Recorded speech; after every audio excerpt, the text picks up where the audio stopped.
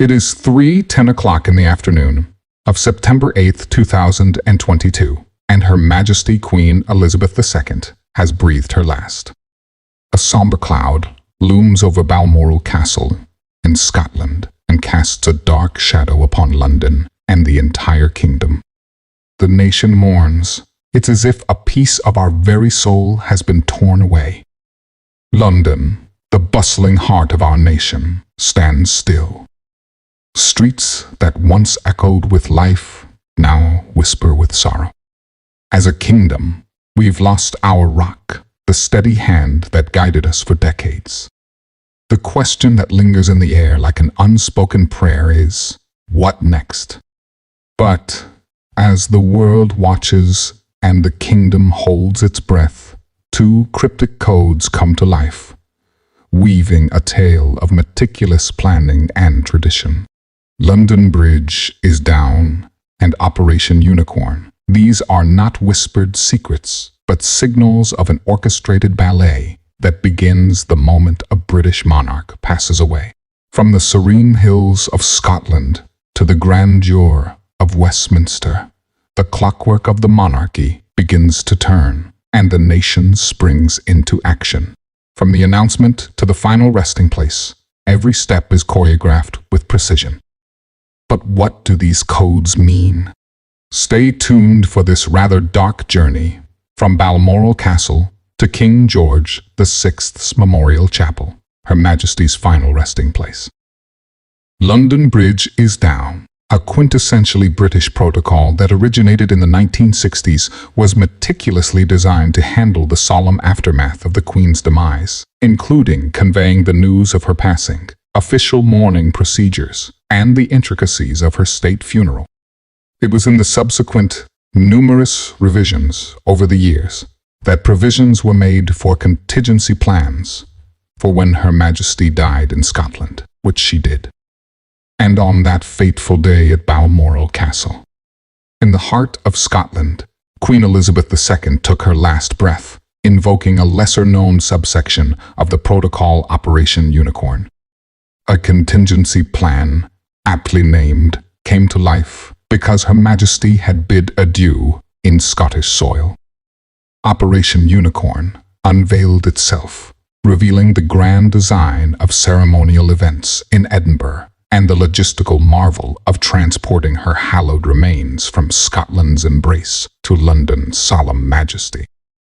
From the time of her passing, Operation London Bridge and Operation Unicorn ran concurrently until Her Majesty's body left Scotland for London, marking the conclusion of Operation Unicorn. This comprehensive protocol exemplifies the meticulous and respectful approach of the British monarchy to managing the passing of a reigning monarch. While Her Majesty's earthly journey concluded amidst the tranquil beauty of Scotland, certain aspects of Operation London Bridges came to life, orchestrating a nation's mourning with poise and pride. The airwaves bore the weight of this solemn moment. British Broadcasting Corporation presenters, the voices of a nation, donned somber attire, their black attire mirroring the collective sorrow. Television channels gracefully transitioned into a continuous stream of rolling news as the nation collectively turned its gaze toward Buckingham Palace, where the Queen's final chapter was unfolding. And at precisely 6:30 in the evening, the news rippled through the public consciousness, the solemn announcement of Her Majesty's passing touching hearts across the realm.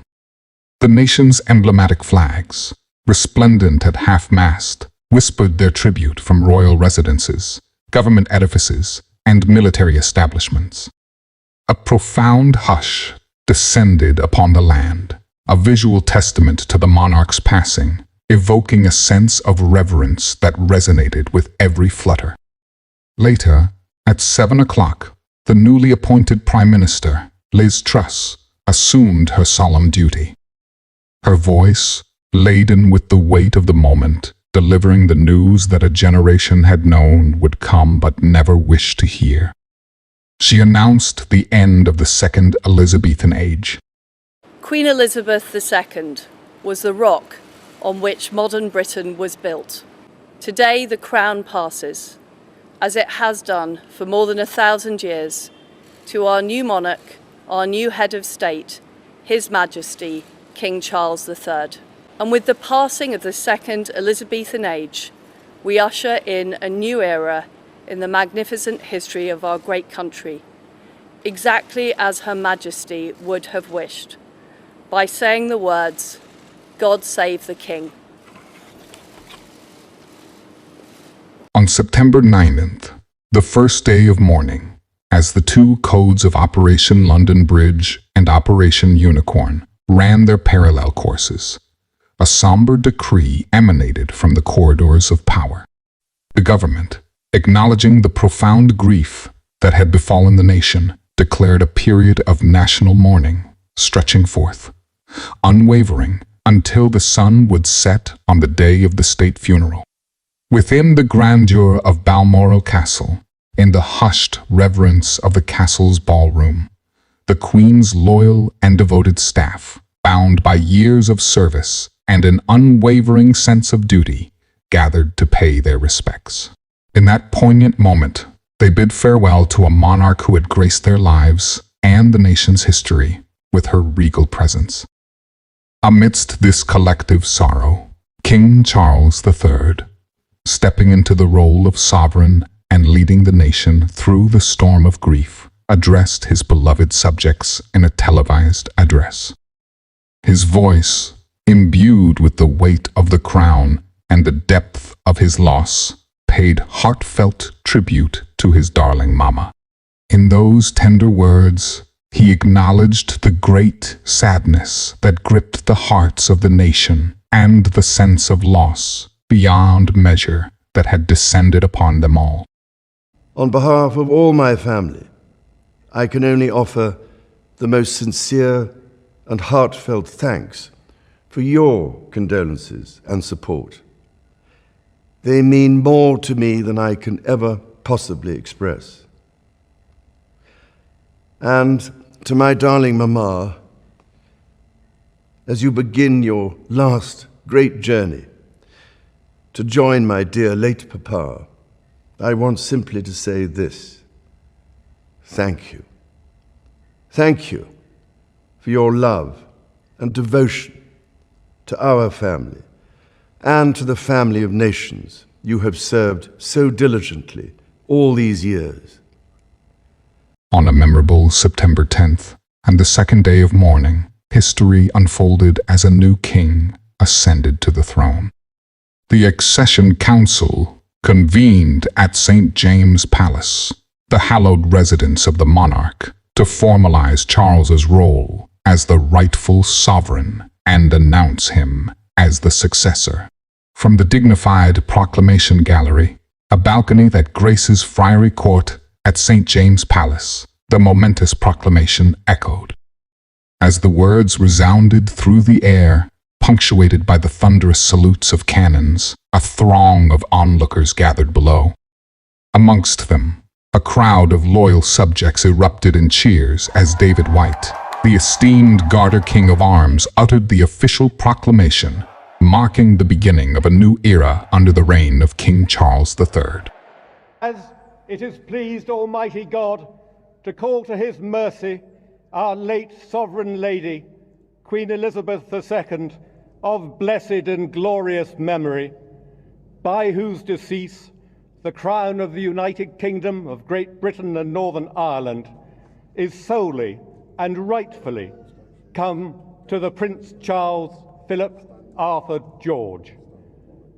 We, therefore, the Lords Spiritual and Temporal of this realm, and members of the House of Commons, together with other members of Her late Majesty's Privy Council, and representatives of the realms and territories, aldermen and citizens of London and others, do now hereby, with one voice and consent of tongue and heart, publish and proclaim that the Prince Charles Philip Arthur George is now, by the death of our late sovereign of happy memory, become our only lawful and rightful liege lord, Charles III.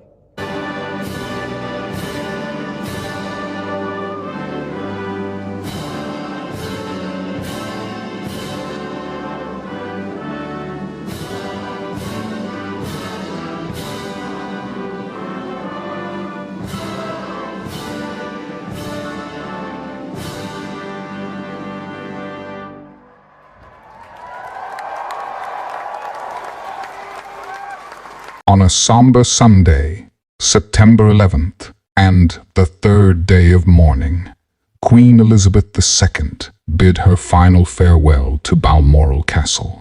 The Queen's cortege embarked on a solemn journey, a 6-hour drive from the castle's tranquil grounds to the bustling streets of Edinburgh, passing through the city of Aberdeen along the way. The journey's end was Holyrood Palace, the monarch's official Scottish residence. Here, in the hallowed forecourt, a military bearer party stood in respectful salute, ready to receive their beloved queen. With a profound sense of duty and reverence, they conveyed the queen's coffin to the solemn confines of the throne room, marking the poignant moment when her presence graced Holyrood Palace for the last time. The Monday of September 12 and the 4th day of mourning, King Charles and Queen Consort Camilla made their way from London to Edinburgh, a journey marked by reverence and mourning.